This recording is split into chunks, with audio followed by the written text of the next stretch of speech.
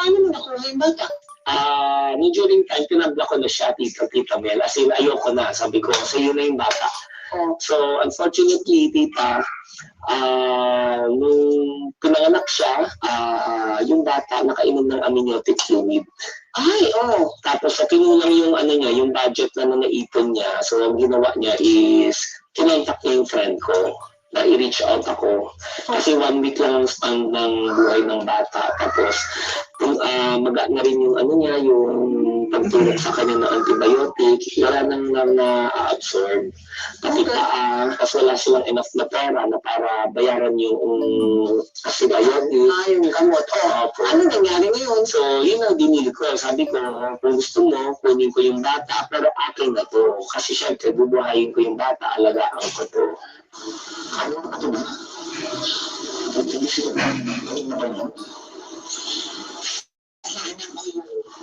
Karin ako yun. Ano mo sa saan? Ano mo sa akin namin? Matutulog mo? Hindi ako nagsumaya. Hindi mo na mababago ang mga nangyayari mo. Ang meron ka, yung ngayon.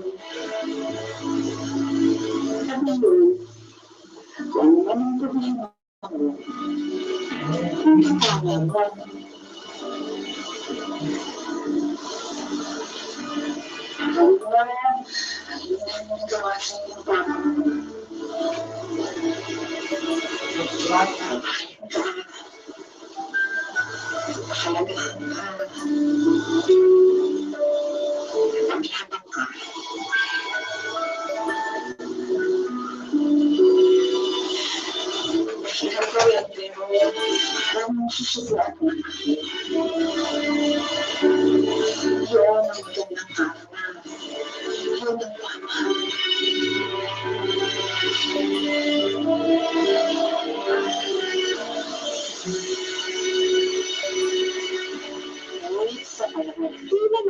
Na ni Wilbert ang lahat. Nalagay naman sa alanganin ng kanyang buhay nung nagkapandemya. Na-introduce po ako tapos 8% lang po ang chances na masa-survive kasi nakikita ko sunod-sunod yung mga namamatay sa kabilang CCU.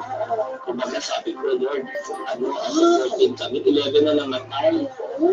Tatlo na lang kami natira. Ako yung unang lumabas na agad.